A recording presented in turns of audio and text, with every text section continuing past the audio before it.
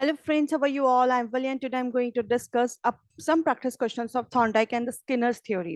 So हमने previous lessons में Thorndike की, Pavlov की, Skinner की theory की है, तो उसी के basis पे कुछ practice questions है जो आज हम लोग discuss करेंगे. So the first question is, extinction of a response is more difficult following.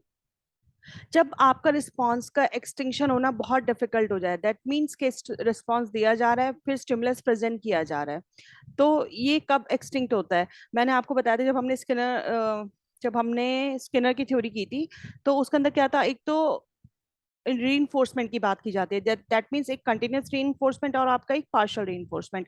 Continuous reinforcement क्या होता है? जब आप बच्चे को कंटिन्यूस रीइंफोर्समेंट दे रहे हैं, मतलब हर काम के बाद आप उसको नॉन स्टॉप दिए जा रहे हैं रीइंफोर्समेंट, तो उसमें क्या होता है कि बच्चे का एक टाइम के बाद मोटिवेशन डाउन हो जाता है बिल्कुल. लेकिन जब आप पार्शली रीइंफोर्स करें, दैट मीन्स बच्चे ने कुछ काम किया, फिर आपने उसको रीइंफोर्स किया, फिर उसने कुछ अच्छा किया, कुछ थोड़ा और अच्छा किया, फिर आपने उसको रीइंफोर्स किया, तो ये पार्शल रीइंफोर्समेंट जो कहलाता है वो सबसे बेस्ट रीइंफोर्समेंट कहलाता है आपका. कि इसमें क्या होता है, बच्चा मोटिवेट रहता है. अगर आप हर बार उसको रीइंफोर्समेंट देते रहेंगे, मोटिवेट करते रहेंगे, तो बच्चा इतना अच्छा परफॉर्म नहीं करता, बाद में वो बहुत बोर्डम हो जाता है. लेकिन पार्शल रीइंफोर्समेंट में जो रिस्पॉन्स का होता है वो एक्सटिंक्ट नहीं होता, मतलब बच्चा अच्छा मोटिवेट होता है और वो काम और अच्छा करता है, तो इसलिए पार्शियल रीइंफोर्समेंट को बहुत अच्छा माना जाता है. तो जब एक्सटिंक्शन सबसे डिफिकल्ट हो जाए रिस्पॉन्स का, दैट मीन्स पार्शियल रीइंफोर्समेंट है, बच्चा कंटिन्यूअसली मोटिवेट रहेगा. Theory of learning totally and only depends on the observable behaviour. जब आपकी थ्योरी ऑफ लर्निंग है जो डिपेंड करेगी कंप्लीटली बिहेवियर पे, तब वो कौन सी होगी? कॉग्निटिविस्ट होगी, डेवलपमेंटल होगी, बिहेवियरिस्ट होगी, या फिर कंस्ट्रक्टिविस्ट होगी? देखो, कॉग्निटिविस्ट थ्योरी में दी थी पियाजे ने, डेवलपमेंटल थ्योरीज हमारी अपनी अलग है.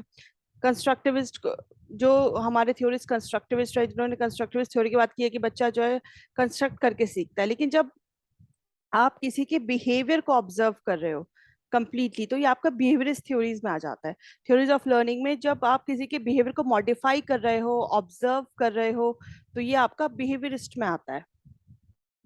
नेक्स्ट क्वेश्चन है हमारा, प्रिंसिपल ऑफ री इन्फोर्समेंट इज एसोसिएटेड विद. जो आपका प्रिंसिपल ऑफ री इन्फोर्समेंट की बात है वो किसने कही थी? पावलो ने, थॉर्नडाइक ने, कॉलबर्ग ने, या फिर स्किनर ने? ये बात प्रिंसिपल ऑफ रीइंफोर्समेंट की बात किसने कही है? स्किनर ने कही है. कॉलबर्ग ने तो मोरल डेवलपमेंट थ्योरी दी थी. थॉर्नडाइक की ट्रायल एंड एरर थ्योरी है.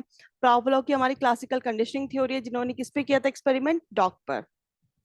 तो प्रिंसिपल ऑफ रीइंफोर्समेंट की बात स्किनर की थ्योरी में कही गई है, तो आंसर आपका क्या हो जाएगा? स्किनर. नेक्स्ट क्वेश्चन है हमारा, which of the following is based on Vygotsky's social cultural theory. आपको बताना है कि इनमें से कौन सा है जो वाइगॉट्स्की की थ्योरी के ऊपर बेस्ड है. इनसाइट लर्निंग जी स्टाल्ट ने कही थी. ऑपरेंट कंडीशनिंग किसने दी है हमें? स्किनर ने दी है. कल्चर न्यूट्रल कॉग्निटिव डेवलपमेंट की बात किसने की थी? पियाजे ने. रेसिप्रोकल टीचिंग की बात किसने की है? ये किसने की है? ये की है वाइगॉट्स्की ने. तो सोशल कल्चरल थ्योरी के हिसाब से रेसिप्रोकल टीचिंग की बात किसने की थी? वाइगॉट्स्की ने. A young child responds to a new situation on the basis of the response made by him, her in a similar situation as in the past. That means कि जो बच्चा किसी एक नया बच्चे ने रिस्पॉन्ड किया किसी एक नई सिचुएशन में, लेकिन वो इससे पहले एक सिमिलर सिचुएशन के को फेस कर चुका था, उसमें एक रिस्पॉन्ड दे चुका था, तो ये क्या होगा? लॉ ऑफ इफेक्ट होगा, लॉ ऑफ एटीट्यूड होगा, लॉ ऑफ रेडीनेस होगा, या फिर लॉ ऑफ एनालॉजी होगा? देखो, जो लॉ ऑफ रेडीनेस होता है दैट मीन्स कि बच्चा रेडी है लर्न करने के लिए, चीजों को सीखने के लिए. लॉ ऑफ इफेक्ट किस चीज का कैसे इफेक्ट पड़ता है? लॉ ऑफ एनालॉजी, जब प्रायर एक्सपीरियंस से आप इंटरकनेक्ट होकर, प्रायर इंफॉर्मेशन से इंटरकनेक्ट होकर आप नई सिचुएशन को सेम तरीके से हैंडल कर रहे हो, दैट मीन्स आप एनालॉजी, चीजों को इंटरलिंक्ड करके आप कर रहे हो, रिस्पॉन्ड कर रहे हो. This is called law of analogy of learning. तो आंसर हो जाएगा हमारा फर्स्ट. नेक्स्ट है हमारा, प्रेजेंस होना आइडेंटिकल एलिमेंट्स का between already learn skills and the new skills. जब आपको कोई चीज प्रेजेंस होना आइडेंटिकल एलिमेंट्स का between already learn skills and new skills, मतलब आपने कोई चीज पहले से सीखी है और वो आपको हेल्प कर रही है किसी नई चीज को सीखने में. ठीक है, जैसे कहते हैं ना, साइकिल चलानी आ गई तो आपको स्कूटी चलानी आ जाएगी. या जिन लोगों को उस पर काम करने की आदत थी, टाइप राइटर्स वगैरह पे जो करते थे ना टाइपिंग, उनको कंप्यूटर चलाने में दिक्कत नहीं हुई. तो ये क्या होता है? ये आपका लर्निंग का पॉजिटिव ट्रांसफर होता है. दैट मीन्स एक चीज आपने पहले से लर्न की हुई थी, जब आपने इसको आगे नई स्किल सीखी तो वो आपको उसने उसमें हेल्प किया. This is called positive transfer. Thorndike has not given this law of learning. तो हमें पता होना चाहिए थॉर्नडाइक ने कौन कौन सा लॉज दिए थे। थॉर्नडाइक ने 2 लॉज दिए थे, एक तो प्राइमरी लॉज, ठीक है, दूसरे क्या दिए थे उन्होंने, सेकेंडरी लॉज। तो जो हमारे प्राइमरी लॉज थे उसके अंदर क्या आता है, law of readiness, law of effect and the law of exercise. लेकिन लॉ ऑफ ऑब्जर्विंग जो था वो उसके अंदर नहीं आता। तो क्वेश्चन में पूछा हैज नॉट गिवन, तो नॉट के हिसाब से हमारा लॉ ऑफ ऑब्जर्विंग क्या हो जाएगा, हमारा आंसर हो जाएगा। देखो इसमें एक बार देख लेते हैं, जो लॉज ऑफ लर्निंग दिए थे, law of effect, law of readiness and law of exercise, ये था हमारा प्राइमरी लॉ। फिर आता है हमारा secondary law, law of primacy, recency, intensity of stimulus, law of multiple of response, law of set of attitude, law of response by the analogy, by associative shifting और partial activity। ये सारे laws कैसे हैं हमारे, secondary laws हैं हमारे learning के। So according to this हमारा आंसर हो जाएगा law of observing।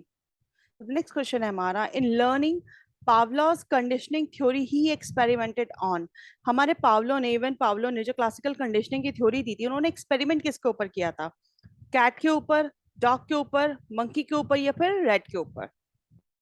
जो पावलो थे उन्होंने डॉग के ऊपर एक्सपेरिमेंट किया था, उसके सामने स्टिमुलस प्रेजेंट करते थे तो फिर उसके मुंह से लार आती थी, फिर उन्होंने बैल को उसमें स्टिमुलेट कर दिया कि बैल बजेगी, फूड आएगा, बैल बजेगी, तो धीरे धीरे क्या हुआ कि वो फूड के साथ साथ बैल से भी स्टिमुलेट होना शुरू हो गया कि उसकी लार आनी शुरू हो जाती थी। तो फिर क्या हुआ, फिर फूड प्रेजेंट ना भी करें, अगर खाली बेल भी बजाते थे तो भी डॉग के मुंह से लार आती थी। तो ये एक एक्सपेरिमेंट था पाब्लो क्लासिकल कंडीशनिंग का, ये मैं करा चुकी हूँ, आप चाहें तो प्लेलिस्ट में जाके इवन पाब्लो की क्लासिकल कंडीशनिंग की थ्योरी गिवन है, आप देख सकते हैं। तो आंसर क्या है हमारा, dog. Law of effect was coined bye, law of effect हम पढ़ा है अभी हमने, प्राइमरी लॉ है हमारा, किसने दिया है हमें, थॉर्नडाइक ने। which is not included in primary laws of learning, not included, that means primary laws of learning में कौन सा included नहीं है। law of readiness हमारा primary law है, law of exercise हमारा primary law है, law of effect हमारा primary law है, but law of multiple response हमारा कौन सा law है, secondary law of learning है। तो इसलिए यही हमारा आंसर हो जाएगा, क्योंकि इसमें पूछा जो not included होगा आपका। So thank you friends for your attention, stay blessed, enjoy learning, and I wish कि ये lesson आपके लिए काफी helpful और काफी useful हो। So मिलते हैं फिर अपनी next video में। Stay blessed and enjoy learning.